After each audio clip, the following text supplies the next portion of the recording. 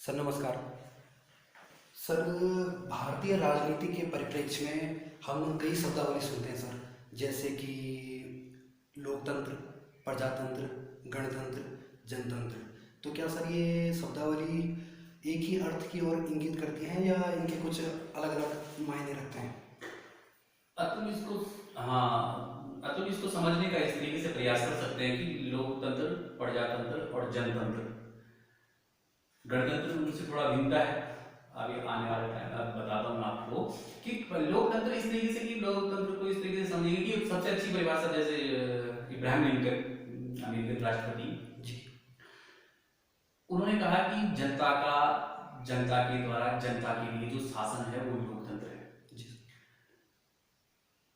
तो भारत के परिप्रेक्ष्य में ये कहूंगा मैं कि लोकतंत्र को हम इस तरीके से समझ सकते हैं कि हम 21 वर्ष से पहले 21 वर्ष तक की आयु थी कि 21 वर्ष पूरी करनी होगी, उसके बाद वोटिंग करनी होगी। फिर राजीव गांधी सरकार ने उसे फिर 18 वर्ष किया। तो उसके बाद उससे जो छोटे और बच्चे भी हैं वो भी जनता ही है। जी। तो जनता का शासन मतलब जनता वोटिंग करती है अपने रिप्रेजेंटेटिव को, लेकिन थोड़ी देर के लिए मान सकते हैं कि चलो ठीक है, जो समझदार आदमी है हम मान लेते हैं कि 18 वर्ष से अधिक आयु का व्यक्ति समझदार हो जाता है या वह अपनी भला बुरा समझता है और वो वोटिंग में अपना पार्टिसिपेट करता है। तो भारत में ये लोकतंत्र है, हम लोकतंत्र मान सकते हैं कि हाँ भारत में ये लोकतंत्र है, और इसे ही लोकतंत्र कहते हैं कि जो जनता जिसमें भागीदार होती है जिस शासन में, वो लोकतंत्र है। प्रजातंत्र को भी यही मानेंगे कि कुछ प्रजा जो समझदार लोग हैं वो शासन करते हैं या वो लोग शासन में भागीदार होते हैं, अपने प्रतिनिधियों को चुनते हैं। जनतंत्र को इस तरीके से समझेंगे कि जनतंत्र हमारे यहाँ पे या कुछ लोग, हमारे यहाँ पे समझने के लिए हम इस तरीके से समझ सकते हैं जनतंत्र को कि हम कुछ लोगों को चुनते हैं, संसद में पहुंचाते हैं या विधानमंडल में पहुंचाते हैं, वह हमारे आवश्यकता के अनुसार या हमारी अपेक्षाओं के अनुसार हमारे लिए नियम कानून कायदे बनाते हैं।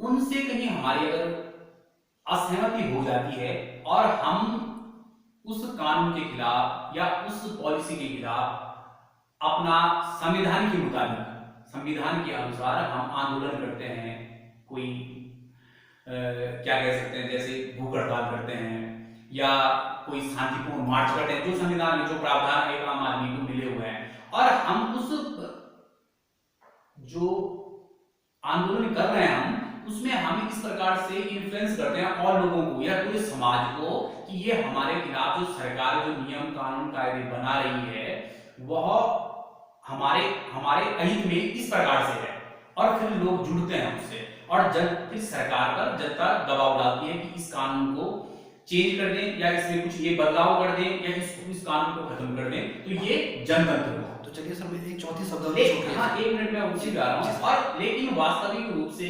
साम्यवादी देशों में कहते हैं कि जनतंत्र है। अब इसलिए कहते हैं जनतंत्र है कि हमारे यहाँ का जो वोटिंग परसेंट है अतुल, वो लगभग बहुत ज्यादा जाएगा तो 65-70% जाएगा, उसके बाद 30% या 40% लोग बच जाते हैं फिर भी जो वोटिंग नहीं करते हैं किन्हीं कारणों से। भले ही वोटिंग जो लिस्ट बनती है, जो मतदान नाम होते हैं मतदाताओं के, उसमें दिक्कतें हो सकती हैं विभिन्न प्रकार की, किसी की मृत्यु हो जाए, कोई यहाँ वोटिंग कहीं और भी कर रहा है, पहचान पत्र कहीं और का भी बना हुआ है, ऐसा खैर सरकार देखती रहती है, लेकिन फिर भी गलतियां हो जाती हैं, जो इंस्टीट्यूशन इसमें काम करते हैं उनसे भी गलतियां हो जाती हैं।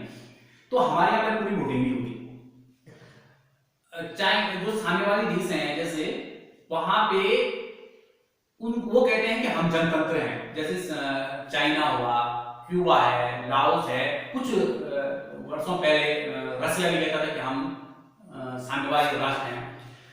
तो वहां पे आपको मालूम जो शासन की जो सिस्टम है, वहां पे साम्यवादी दल का शासन चलता है। साम्यवादी शासन एक प्रत्याशी होगा और एक पद होगा, ठीक है। आप उसे चुन सकते हैं या आप उसे रिजेक्ट कर सकते हैं, दूसरा प्रत्याशी आपको चुनने के लिए नहीं मिलेगा। कुल मिलाकर उसका जनता के सामने कोई दूसरा विकल्प नहीं है। दूसरा विकल्प नहीं है, एक ही व्यक्ति रहेगा, एक प्रत्याशी रहेगा, उसी को चुनना है। उसके खिलाफ उसको रिजेक्ट करने का मतलब ये है कि जैसे उसे रिजेक्ट करना हो, किसी को रिजेक्ट कर दिया, किसी ने किसी के उसके खिलाफ वोट डाल दिया, तो वहां आपको मालूम है जो साम्यवादी राष्ट्र हैं, जो चाइना है या क्यूबा है, लाओस है, या पहले कुछ दिन पहले, कुछ वर्षों पहले रसिया था, सोवियत संघ था, यूएसएसआर, तो वहां वो उस वोटिंग को जो खिलाफ बढ़ी है वोटिंग, या उसका उसने रिजेक्ट किया है जिसने, उसको वो राष्ट्र विरोधी मान लेते हैं। इसलिए वहां पे एक दल की सरकार है और उसी को वोटिंग करनी है, भले ही वो जनता के हित में काम करते होंगे, जब तक हित में काम करेंगे तब तक वो शासन चलेगी और शासन व्यवस्था। और आपको मालूम है कि साम्यवादी दल आजकल सिकुड़ के 2-4 देशों में बचे जी टाइम पे रशिया में भी था। तो सर इसमें एक चौथी शब्दावली की तरफ मैं जाना चाहूँगा सर, गणतंत्र। सर ये प्रजातंत्र और जनतंत्र से कैसे अलग है गणतंत्र?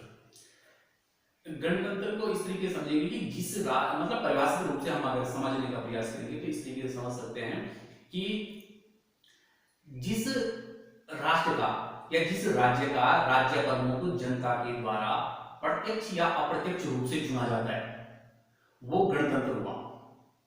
गणतंत्र इंग्लैंड जैसे, इंग्लैंड गणतंत्र नहीं है, जबकि मदर ऑफ डेमोक्रेसी कहते हैं इंग्लैंड को। वहां चुनाव होता है, लोकतंत्र है वहां पे, लेकिन गणतंत्र नहीं है। फ्रांस गणतंत्र है, हम गणतंत्र हैं।